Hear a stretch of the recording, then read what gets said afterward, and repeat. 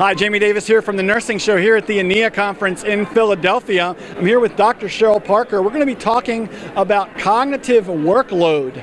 And I'm interested to find out a little bit about what that means for nurses, but we're also going to find out a little bit about Cheryl's background first. So, Dr. Parker, tell me a little bit about who you are. Oh, well, thank you for inviting me to speak today. As you said, I've been a nurse now for, believe it or not, 38 years. I started with my associate degree in nursing and swore I'd never go back to school. Got my bachelor's and swore I'd never go back to school. Then I did my master's and figured I better quit swearing that. Finished my PhD about 10 years ago, right before I turned 50. So for those of us that are a little bit further along in our careers, you can still do it, and it's still been worthwhile.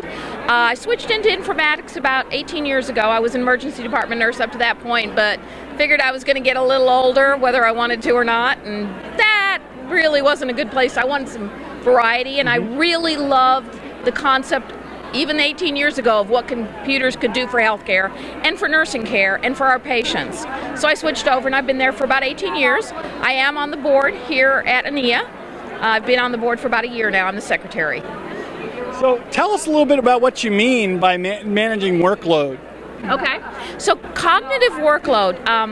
My day job, I do actually have a day job. I'm the Chief Nursing Informatics Officer for PatientSafe Solutions, which is a mobility product. And I've really, in the past year, started looking at the concept of the cognitive workload, or that mental workload that we have as nurses taking care of our patients every day. Doesn't make any difference what your specialty is, whether you're ER or home health or long-term care. There's all these things that you have to remember.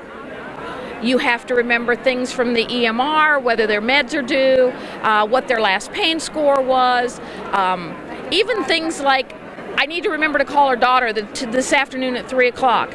And I really started looking at it and saying, you know, the EMR really doesn't do much for us, because if you go up into any hospital right now, even though they've got an EMR, even a stage 7 hospital, go look at the nurses and they still got their pieces of paper, their paper brains. And I started asking myself, well, okay, why? Well, the reality is, unless we're standing in front of the computer, all reminders are no good. Because if I have a new order coming in, let's say I'm working on the med-surg floor, I don't know the new order's there until I go log back into a computer.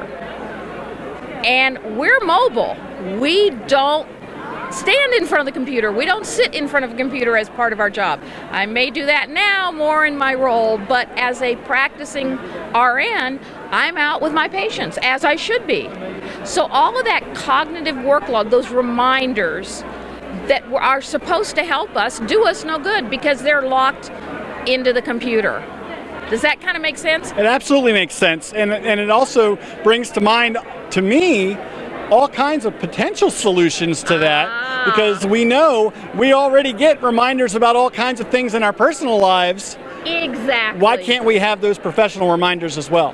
And that's kind of where my work started. So I started looking at some of the old research that was done, and I say old, in the 80s and 90s. Whoops. Nurses literally, during some of the observational studies that were done, can have to remember anywhere from 11 to 21 things at a given moment in time. I mean, try to remember 21 things and think about how we manage that in our daily lives. Most of the audience right now, if you're honest, your cell phone's not very far from you. You got a smartphone. Most of us do. And that smartphone tells me, I don't even know my brother's phone number. You don't need to know your brother's phone number. I don't need to. I pick it off the list with his photo and say, call JD. I don't know. I sometimes have trouble remembering my own address. I have to look.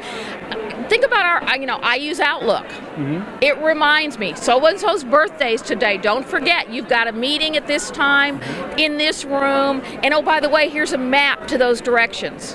What does the staff nurse have? Nothing. Not much. She has that piece of paper that she has in her pocket with everything written on it, all the last vitals for every patient she has. Because why? All that information and that data is locked into the system. And there's a whole lot of reminders that don't have anything to do with the EMR. Mm-hmm. Where do I put that reminder that says call Mrs. Jones's daughter at 3 o'clock? So this whole concept of mobility, smartphone-based technology in my role as CNIO for PatientSafe, I started looking at saying, okay, how do we take what we're doing even further? How do we help them? And my mind just kind of semi-exploded. Think about all the apps that we can put onto a cell phone.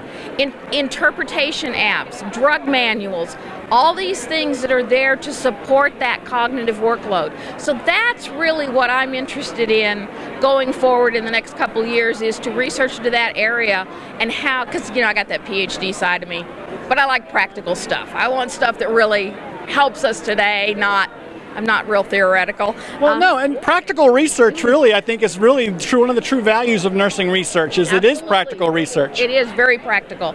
So I'm really looking forward to working that on in that area in the next couple of years to see how technology really can support what we're doing cognitively and helping us do a better job, so we don't have to worry, oh my God, I got to remember this, I got to remember it, don't forget. That's a stress. We have enough stress in our life as nurses.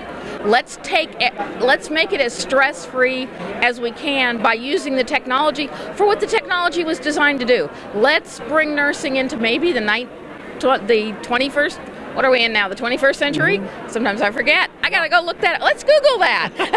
It's my standard answer in life. What's a mummer? Let's Google that. Because we can. But that's not something we do in our work life. We're literally told when we get to work, put that smartphone away, and by the way, here's your old voice over IP phone that is nothing but a phone. It rings. I think that you're going to see a lot of changes in that area now that we've got EMRs implemented. Let's work on optimizing the workflow around them, and let's look at using technology to really help the workload of nurses. I think that's great, and I've long subscribed to a quote that was ascribed to Einstein when he said, "Never commit to memory something you can put down on paper." And now I use that to mean never commit to memory something I can put in my smartphone or my tablet. Absolutely, because what is a computer good at? It's good at mundane things. We're not that good at mundane things. I don't know about your brain, but my brain tends to go all over the place sometimes. And I need that anchor to say, don't forget, in 15 minutes, you've got to be, okay, thank you, and off I go. I just see so much potential for going forward in the future and really using technology to help us do our work better and take care of our patients better, no matter what location we're in. So that's a look at what's coming up perhaps in the future on cognitive workload for nurses. I'm Jamie Davis from The Nursing Show. Check out more segments from ANIA here in Philadelphia at The Nursing Show at NursingShow.com or on other channels as you see them around the web.